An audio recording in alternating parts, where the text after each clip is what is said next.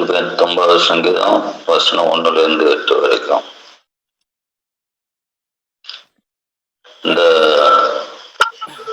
கர்த்தருடைய வேதத்தின்படி நடக்கிற உத்தம மார்க்கத்தார் பாக்கியவான்கள்.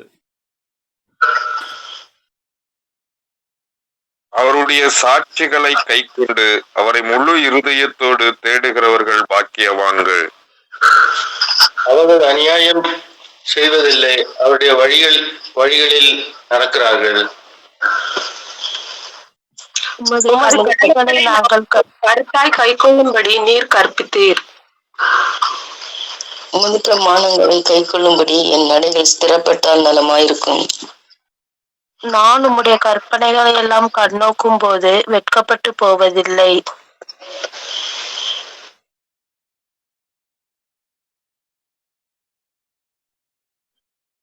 உம்முடைய நீதிகளை நான் கற்றுக்கொள்ளும் போது செம்மையான இருதயத்தோடு உம்மை துதிப்பேன். உமது பிரமாணங்களை கைக்கொள்ளுவேன். முற்றிலும் என்னை கைவிடாதையும். ஆமேன். ஓகே, அந்த சங்கீதத்துல 119 சங்கீதத்தை அந்த 22 நாளைக்கும் அதுல தலைப்பு இருக்கும். 22 எபிரேய வார்த்தைகள், அதாவது லெட்டர்ஸ், எழுத்து 22 எழுத்து இருக்கும். இங்கிலீஷுக்கு எத்தனை? 26. தமிழுக்கு உயிரெழுத்து மெய் எழுத்து 200. தமிழுக்கு எத்தனை எழுத்து? தமிழுக்கு எத்தனை எழுத்துன்னு கேட்டேன். 247. 46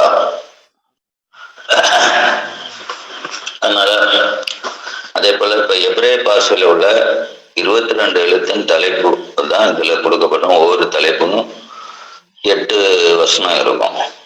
இந்த 22 நாளும் இது அப்படியே உணர்த்திக்கலாம் அப்படின்னு நினைக்கிறேன். இனி இந்த 19 சங்கீதத்தில் உள்ள விசேஷம் என்னன்னா, 1வது சங்கீதம் மொத்த சங்கீதத்தினுடைய சுருக்கம், 10வது சங்கீதம் மொத்த சங்கீதத்தினுடைய விளக்கம்.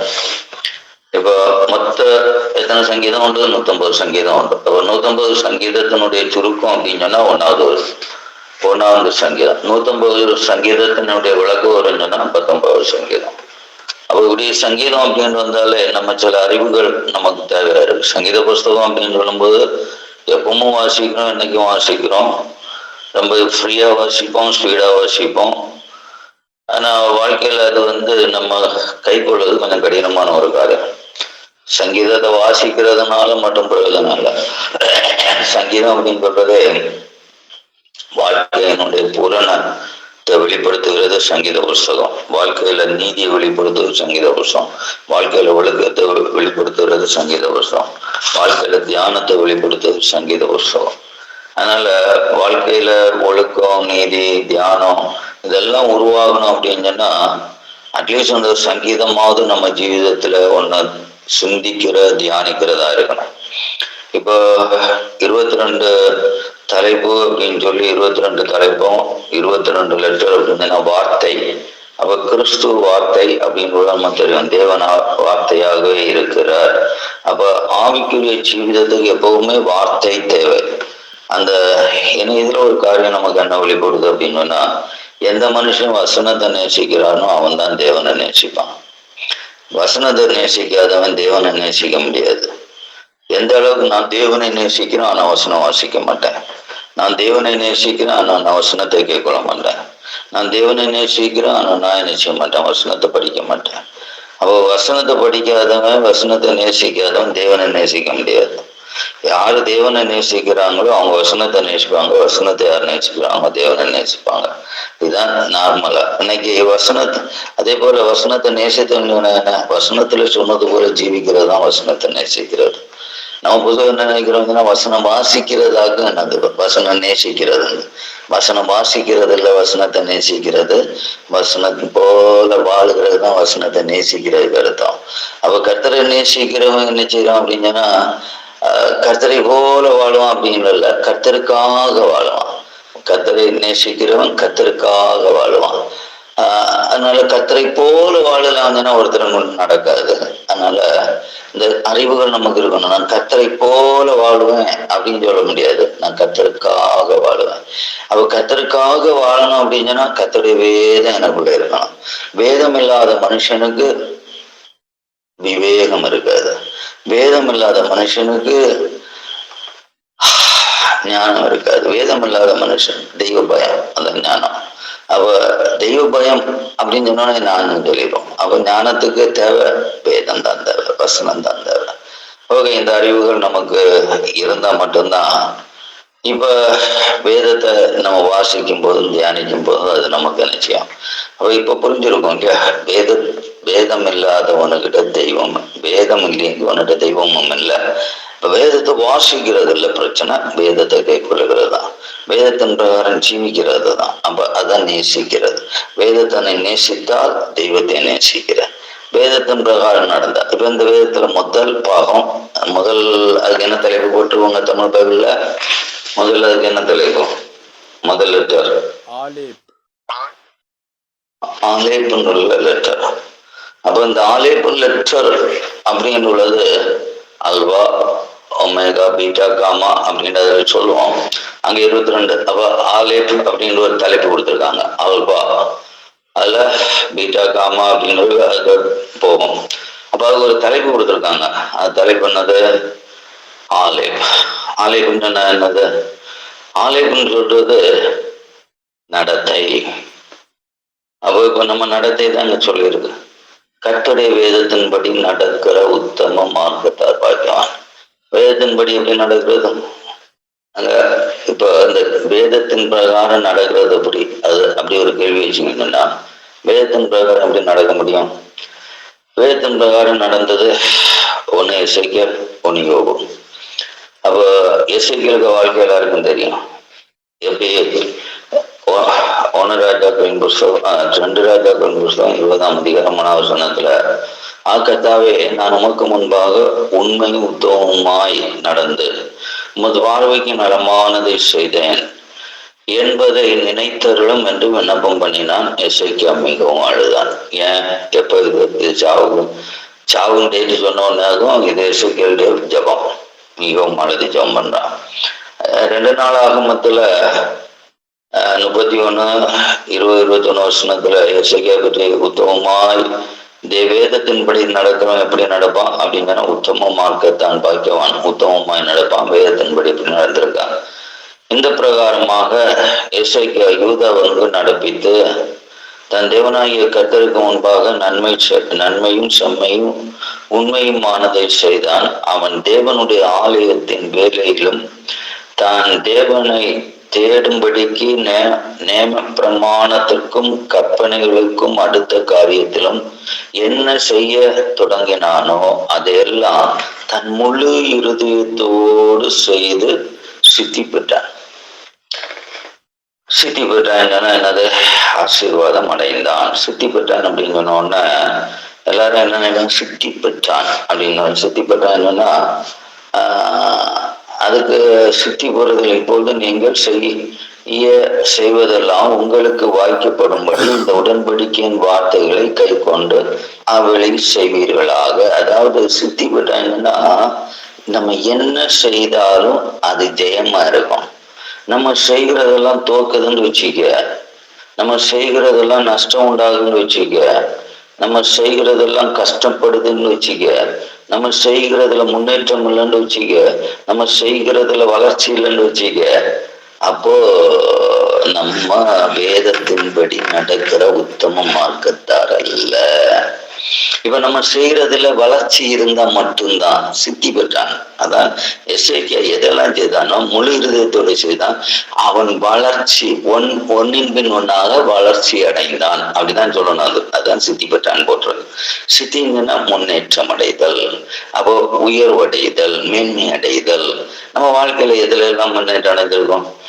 நம்ம சபையுடைய கருத்தை நான் சபை பற்றும் பேச முடியும், ஏன்னா வேற ஒன்றும் சொல்ல முடியாது. அதனால தனிநபர் வாழ்க்கை நீங்க எங்கெல்லாம் சித்தி பெற்றீங்கன்னு எனக்கு தெரியாது, எங்கெல்லாம் வளர்ச்சி அடைஞ்சீங்கன்னு தெரியாது. ஒருவேளை வளர்ச்சி அடைஞ்சிருப்பீங்க, என்னெல்லாம் வளர்ச்சி அடைஞ்சிருப்பீங்க? இப்போ ரொம்ப ஃப்ரீயா அப்படி அங்க இங்க மூவ் பண்ற ஒரு வளர்ச்சின்னு நினைக்கிறீங்க. அதெல்லாம் சித்தி பெற்றோம் அப்படின்னு சொன்னா சபையை பொறுத்தளவுல வளர்ச்சி கிடையாது. இப்போ இவ்வளவு வேதத்தை படிச்சும் சித்தி பெறவே இல்லை. ஏன்னா வளர்ச்சி எங்க இருக்கு? ஒரு இடமும் வளர்ச்சி இல்லை. இப்போ ஒரு காலத்துல மூங்கிலாறு நல்லா இருந்தது. இப்ப மூங்கிலாறு நாளுக்கு நாள் தேஞ்சுக்கிட்டே இருக்கு. சொன்னா கேட்க மாட்டாங்கன்னு, கீழ்ப்படிய மாட்டானோ. மூங்கில கீழ்ப்படிய மாட்டானோன்ற ஆதியில இருந்தாலும் ஆலயத்தின் பேர்லயும் ஆராதனையின் பேர்லயும் ஒரு பற்று உண்டா இருந்தது. ஆனா இப்ப அது இல்லை. இப்ப இதனுடைய காரணங்கள் என்னன்றத ஆராயதை நம்ம விட்டுக்கிட்டாகும். நம்ம என்ன செய்யிட்டு இருக்கோம் தெரியுமா? குற்றப்படுத்திட்டு இருக்கோம். அதுல நம்ம குற்றப்படுத்துறதுனால எந்த ஒரு நன்மையும் உண்டாகாது. முதலாவது நம்மளே சீர்படுத்திக்கிடணும். நாம் மறைமுகமா சிரிச்சுக்கிட்டே சில காரியத்தை சொன்னாலும் அதை சிந்திக்கிறது இல்லை. ஏன்னா என்னதான் நடக்கு அப்படின்னு இருப்போம். நம்ம வாழ்க்கையில முதலா ஒரு காரியத்தை போட்டு கர்த்தருடைய வேதத்தின்படி நடக்கிற உத்தம மார்க்கம் என்னில இருக்கா, அவன் பாக்கியவான். அதான் சொல்லிட்டேன். சங்கீதம் 1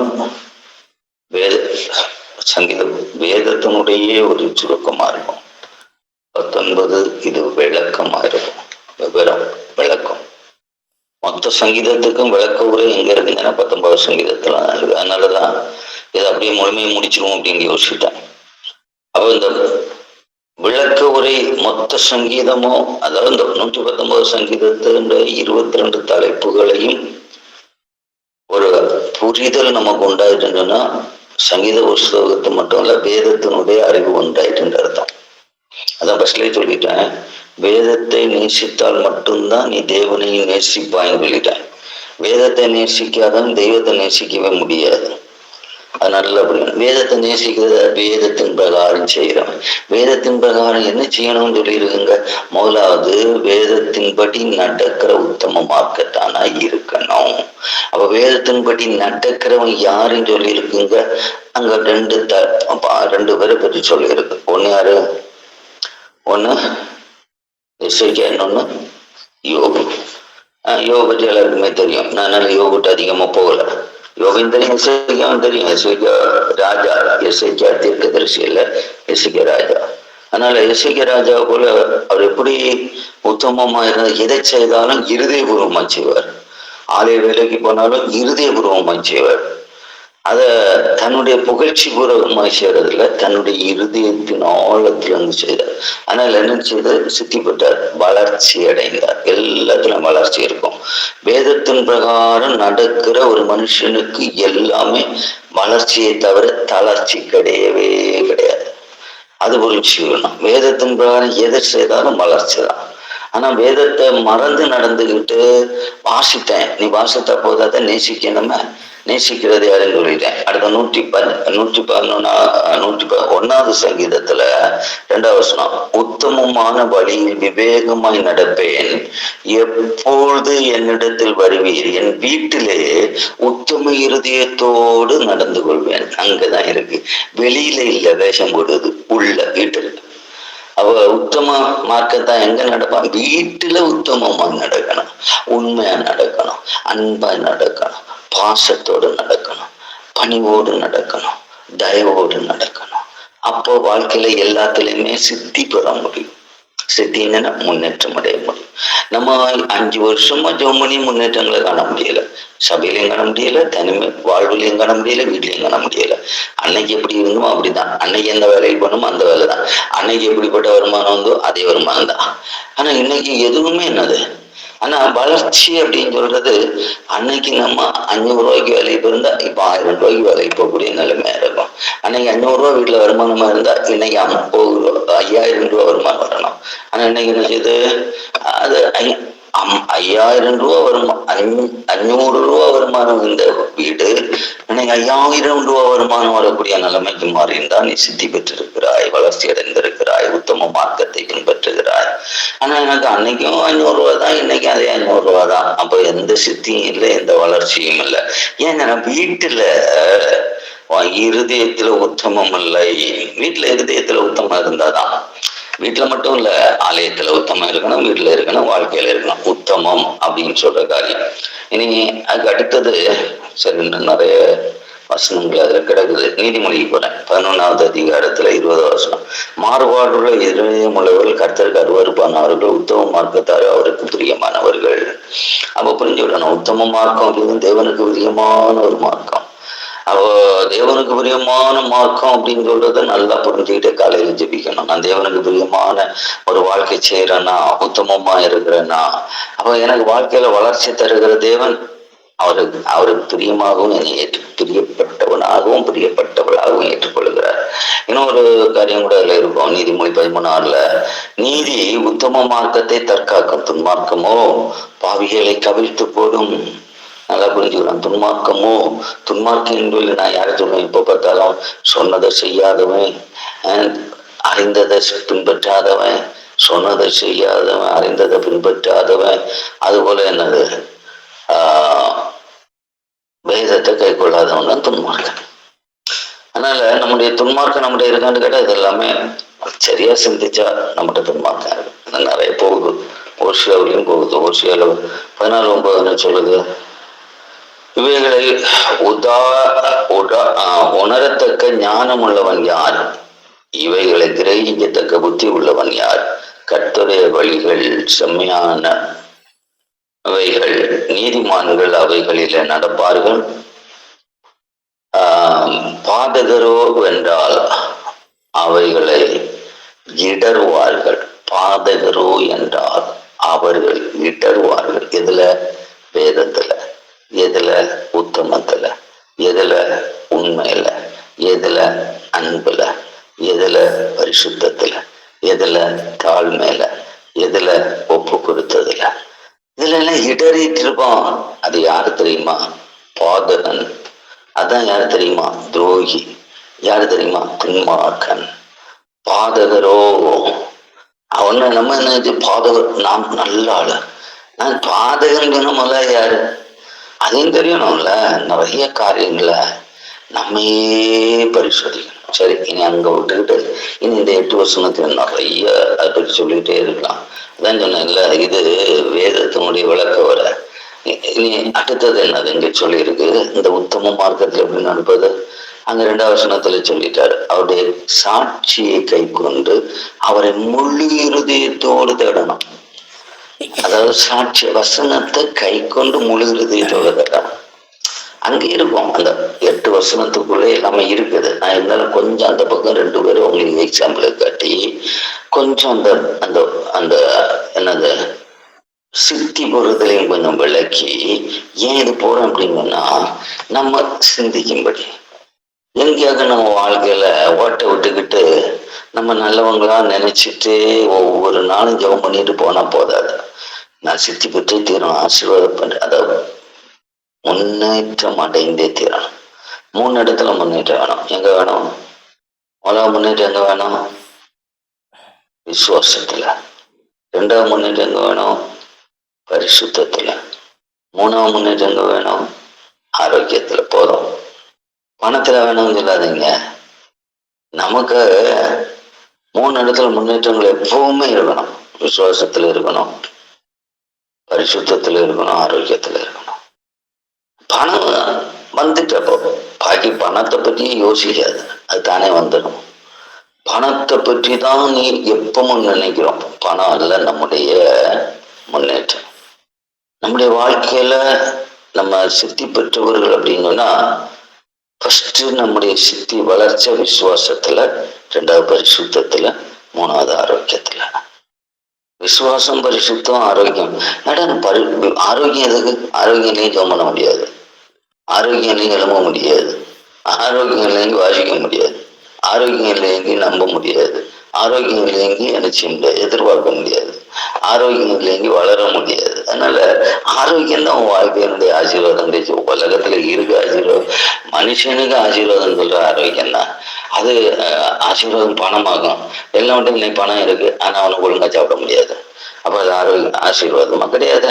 அவன் மாத்திரையை தின்னுக்கிட்டு பணத்தையும் வச்சுக்கிட்டு இருக்காங்கன்னா அது ஆசீர்வாதமா சாகம் தான். பணம் இருந்தது, ஆனா மாத்திரை தான் தின்னணும். அவன் வாழ்க்கையெல்லாம் மாத்திரை தான், சாப்பாடு கிடையாது. சரியான. அப்ப அதனால நம்ம ஆசீர்வாதம் அப்படின்னு சொன்னாலே வளர்ச்சி அப்படின்னு சொன்னாலே சித்தி பெறுதல் அப்படின்னு சொன்னாலே எந்த இடத்துல எல்லாம் சித்தி பெறணும்னு தெரியணும். சும்மா தேவையில்லாத சித்தி பெறுகிறதெல்லாம் யோசித்துட்டு இருக்க கூடாது. முதலாவது விசுவாசத்துல வளரு, ரெண்டாவது பரிசுத்தத்துல வளரு, மூணாவது ஆரோக்கியத்துல வளரு, சித்தி பெற்றுக்கொள். ஓகே, அப்போ இப்ப இங்க என்ன சொல்லியிருக்கு? அவருடைய சாட்சியை கை கொண்டு போச்சா நேரம் எல்லாம் தீர்க்க முடியாது. உபவாசத்தை நடத்திக்கிறேன், வளர்க்க போனா இன்னைக்கு நடக்காது. அவர்கள் அநியாயம் செய்வதில்லை. அநியாயம் சொன்னா என்னது? அநியாயம் சொன்னா எல்லாரும் நினைச்சு விடுவது ஏதோ மற்றவங்களுக்கு போய் தருவாங்க. அநியாயம் சொல்றதே அறிந்த காரியத்தை ஒழுங்கா செய்யாததுக்கு வருதான் அநியாயம். அறிவு இருக்கு, ஆனா நான் செய்ய மாட்டேன், அப்படியெல்லாம் என்ன கொண்டு முடியாது அப்படின்னு அநியாயம்.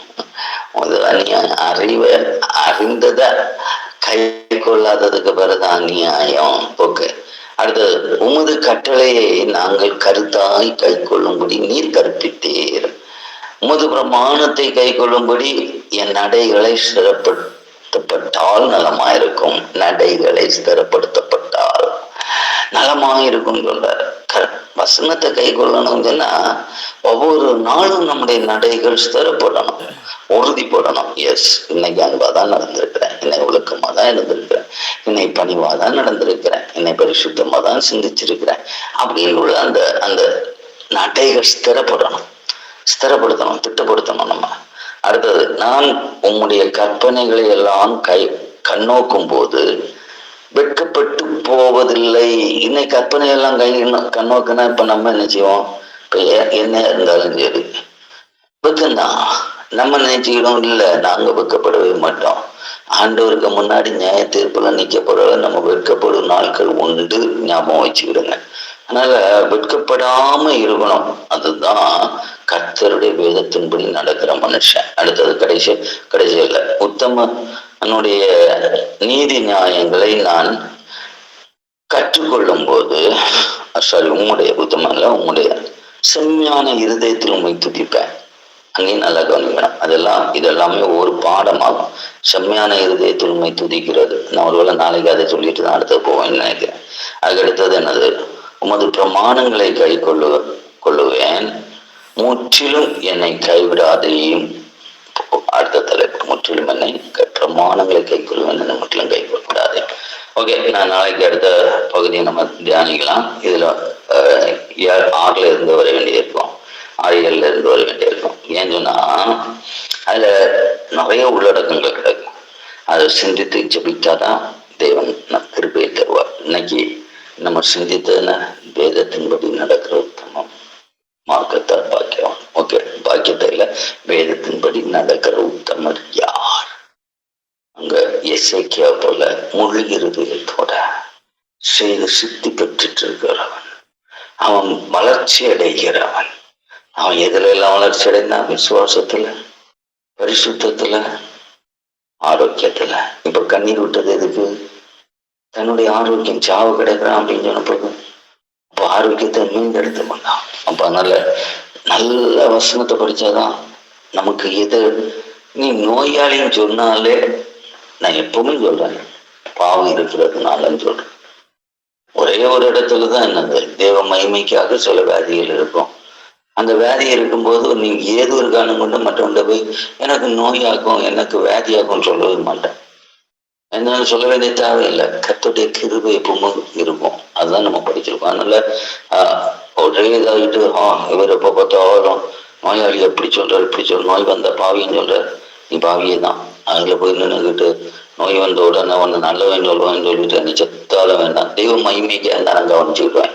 ஏன்னா தெய்வ மகிமைக்கா இருந்த பவுல கண்ணு காணாது, ஆனா இத்தனை புத்தகம் எழுதி இருக்கிறாரு. அதான் சொன்ன கிருபை என்ன தாங்குவாங்க. மனுஷனுக்கு உதவி தேவையே வராது. நோய் வந்தால் மனுஷனுக்கு உதவி தேவைப்படாது. இது நோய் வந்தோன்னு மொத்த குடும்பத்தையே கலைக்கு என்ன பாக்கலன்னு சொல்லிடுறிய, பராதியை சொல்லிடுறிய, பராதியே வராது. இப்படி நிறைய காரியங்களை சிந்திக்க வேண்டியது இருக்கு, தியானிக்க வேண்டியது இருக்கு. தியானிப்போம். டைம் இல்லாததுனால நிறுத்துறேன். கர்த்தர் உங்களை ஆசீர்வதிக்கட்டும். சித்தி பெற்று வாழும் கிருபையை கேளுங்க. ஆண்டவரை உத்தமமாக்கத்தார் சித்தி பெறுவார்களே போல. ஆண்டவரை நடத்தணுமே. அதுபோல ஒரு சில வருஷத்தோம் வாசத்த வேதங்களை எல்லாம் தியானிங்க. அப்படியே விட்டுக்கிட்டு இருக்காதீங்க. ஒரு ஆள் ஜெபிக்கும் போது அந்த வசனங்களை வாசித்து தியானிச்சு இருதயத்தை ஆண்டவர்கிட்ட ஊற்றுங்க. கர்த்தர் உங்களை ஆசீர்வதிப்பார்.